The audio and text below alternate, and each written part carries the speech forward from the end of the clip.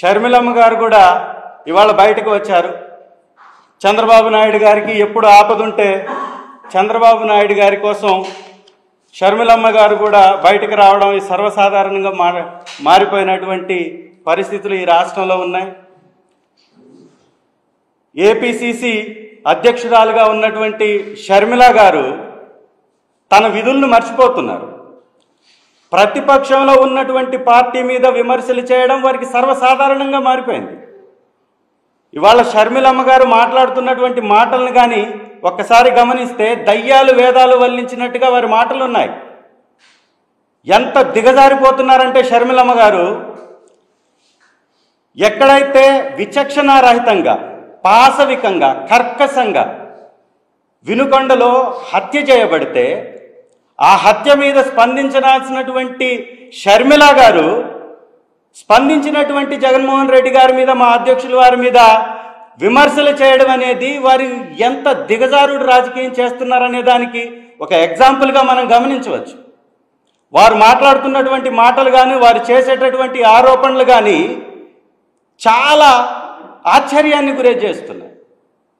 చంద్రబాబు నాయుడు కోసమే వారు చేస్తున్నటువంటి రెడ్ బ్లడ్ బుక్ యొక్క రాజ్యాంగాన్ని అమలుపరచడం కోసమే ఈ షర్మిలమ్మ గారు కూడా పాపం కష్టపడుతున్నట్టుగా కనపడుతుంది.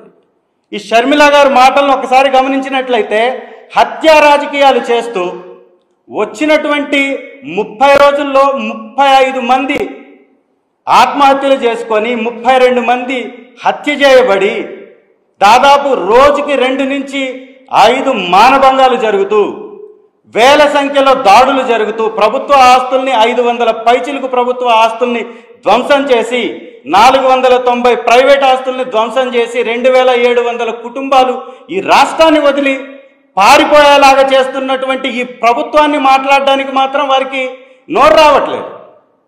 షర్మిలమ్మ గారి యొక్క మాటలు మొత్తం చూసినట్లయితే ఈ కూటమి ప్రభుత్వానికి తొత్తుగా మారుతున్నారు తప్ప ఈ కూటమి ప్రభుత్వం యొక్క విధానాలని సమర్థిస్తూ మాట్లాడుతున్నట్టు ఉంది తప్ప వారు కేవలం వైఎస్ఆర్ కాంగ్రెస్ పార్టీకి వ్యతిరేకంగా మాట్లాడుతున్నారు తప్ప ఈ ప్రజల కోసం, ఈ రాష్ట్ర భవిష్యత్తు కోసం వారు మాట్లాడటం లేదనేది మాత్రం స్పష్టంగా కనపడుతుంది.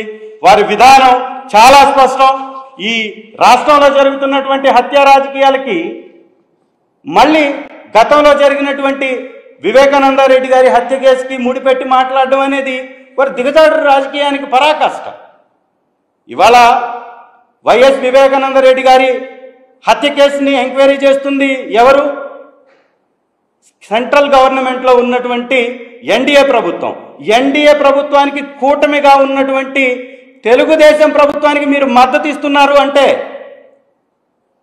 ఈ ప్రభుత్వం చేస్తున్నటువంటి దాష్టికాలకి మీరు మద్దతు ఇస్తున్నారంటే, ఈ హత్యాంధ్రగా మారుస్తున్నటువంటి ఈ కూటమికి మీరు మద్దతు ఇస్తున్నారంటే మీరు వారి చేతుల్లో బందీగా మారిపోయారని అర్థమవుతుంది. మీకున్నటువంటి కక్ష, మీకున్నటువంటి ద్వేషం, మీకున్నటువంటి పగ దేనికోసమో మీరు చెప్పాలి. షర్మిలమ్మ గారు, మీరు మీ మాటలు మీరు తెలుగుదేశం పార్టీకి తోక పార్టీలాగా కాంగ్రెస్ని మారుస్తున్నట్టుగానే కనపడుతున్నాయి తప్ప ఈ రాష్ట్ర ప్రజల కోసం కాదు అనేది మాత్రం స్పష్టంగా అర్థమవుతుంది. నిజంగా ఇంత ఘోరమైనటువంటి పరిపాలన గతంలో ఎప్పుడు కూడా మనం ఎవరూ గమనించి ఉండం. 30 రోజుల్లో ఇన్ని దాడులు, ఇవన్నీ ప్రజలందరికీ అర్థమయ్యే విధంగా చూపిస్తున్నటువంటి ఛానళ్ళ మీద నిషేధం, మాట్లాడుతున్నటువంటి వ్యక్తుల మీద కేసులు, ఎవరన్నా నాయకులు బయటకు వచ్చి మాట్లాడితే వారికి ఏదో ఒక అక్రమ సంబంధాలను అంటగట్టడం, ఏదో ఒక కేసుల్లో బందీగా చూపించటం, ఒక తప్పుడు కేసుల్ని బనాయించటం, జైలులో పెట్టేటటువంటి కార్యక్రమాలు చేపట్టడం, లేదా వారి మీద దాడులు చేయించడం, ఇదా రాజకీయం అంటే? 30 రోజుల్లో ఇవన్నీ ఎందుకు జరుగుతున్నాయంటే చాలా స్పష్టం. చంద్రబాబు నాయుడు గారు ఇచ్చినటువంటి 6 హామీలను అమలు పరచలేనటువంటి హామీలు ప్రజలకి ఇవ్వలేక అబద్ధాలతోటి, అసత్యాలతోటి, తప్పుడు మేనిఫెస్టోతోటి అధికారంలోకి వచ్చినటువంటి చంద్రబాబు నాయుడు గారు ఒక్క పథకాన్ని ఇవ్వడానికి ఈ 40 రోజులు సమయం తీసుకుంటే మిగిలిన పథకాలు ఇవ్వడానికి ఎన్ని రోజులు సమయం తీసుకుంటారో ఒక్కసారి ప్రజలందరూ కూడా ఆలోచించాలి. దాదాపు ఖజానాలో ఉన్నటువంటి పథకం పెన్షన్ ఇవ్వడానికి ఖజానాలో ఉన్న డబ్బు సరిపోతుంది. అయినా కూడా 14,200 కోట్లు అప్పు చేశారు. ఈ డబ్బంతా ఎవరి జేబుల్లోకి వెళ్ళిపోయింది?